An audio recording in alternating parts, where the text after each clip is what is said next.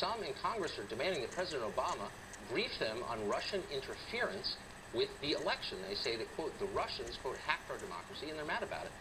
Joining us now is one of the members who signed that letter, House Intelligence Committee ranking member Adam Schiff, Burbank, California. Congressman, thanks a lot for joining us. Good to be with you. So one of the complaints in this letter, which is pretty interesting, is that Russia, and I'm quoting now, hacked our political institutions by, among other things, giving us access to John Podesta's emails in WikiLeaks. Now, I'm against hacking people's personal emails, for sure. I think it's a problem. But no one contests those emails were real, and the information in them was true, and voters got to see that, and it helped them assess how they wanted to vote.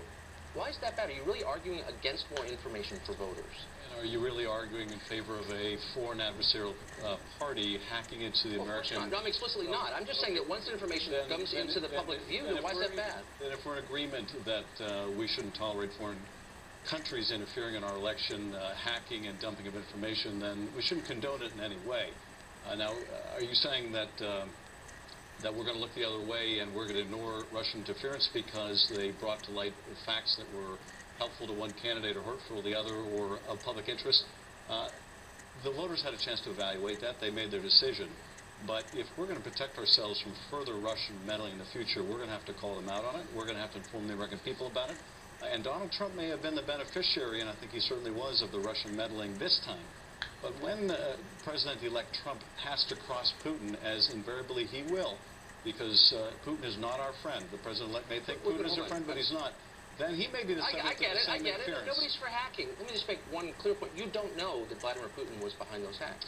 Well, we do know this, and I can say this. But you don't know that, so let's not pretend that you do. Well, let's not ignore what the Secretary of Homeland Security and the Director of National Intelligence said publicly, which is that these hacks were of such seriousness they could not have taken place without the approval at the highest levels of the Kremlin. That's speculation, and we've seen a lot. Well, it is speculation. It is not speculation. You can only say speculation. Fact. It is a statement of the intelligence community's best assessment, okay. And but you can swirl with that thing because there's a political reason to do it. But this is what the intelligence professionals are saying. Well, they've told us a lot. You know, I've lived here a long time. I remember vividly the massive stockpiles of WMD in Iraq, which the intelligence community assured us were there, and they weren't. So, pardon me for my skepticism. I think it's a patriotic position. But let me just say this. We know... Tucker, let me just say this. You don't have to take my word for it. You don't have to take I've been following this. Here's what I don't get. There's been a lot of hacking. The Republican members... I get it. But here we've had hacking this is in of the Pentagon, the White House, the State Department. The CIA director's personal email was hacked. We think in some cases by Russia. I don't remember you holding a press conference and saying, hey, Obama administration, your cybersecurity is pathetic. In this letter to the president, you don't mention the fact that American cybersecurity is inadequate, that the administration is partly responsible for allowing these hacks to happen. Why don't you mention that? You haven't been watching the opening hearings. I have.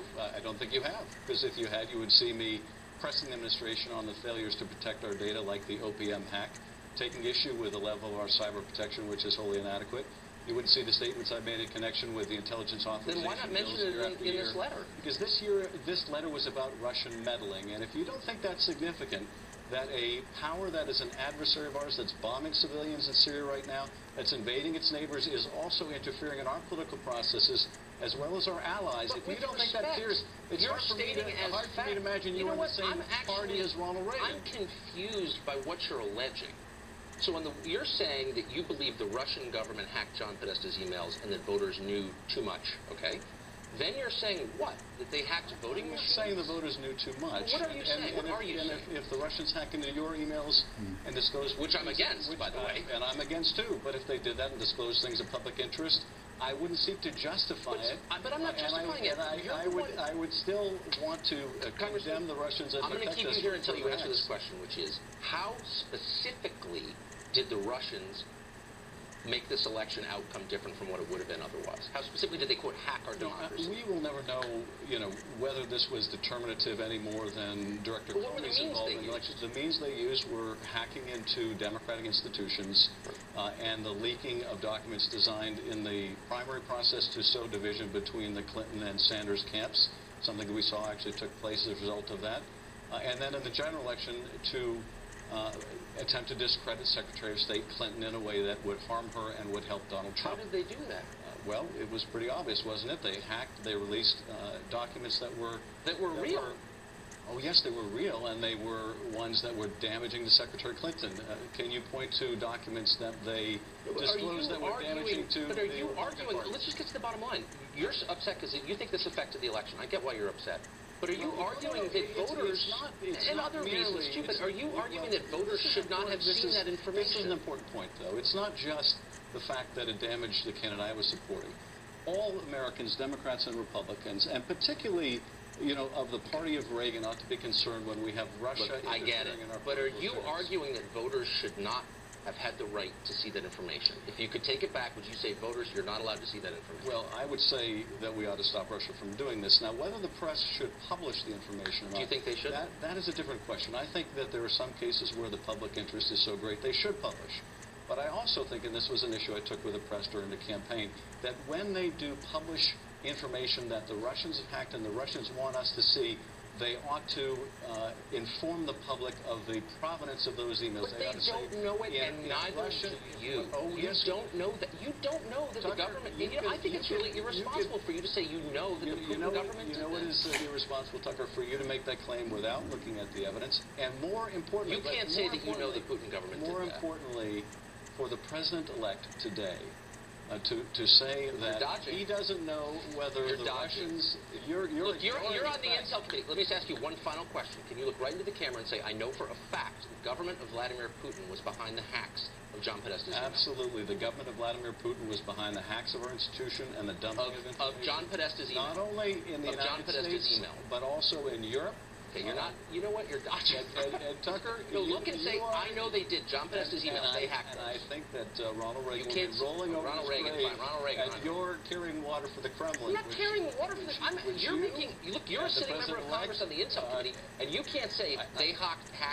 You're gonna have to move your show to RT Russian television because... You know what? That's just so beneath your office because it's so dumb and you're being duplicitous. I'm asking you, did they hack Podesta's emails? And you can't say it. Personal insults like that, Tucker. You just said I was carrying... You said I was carrying water for Putin. That's pretty hilarious.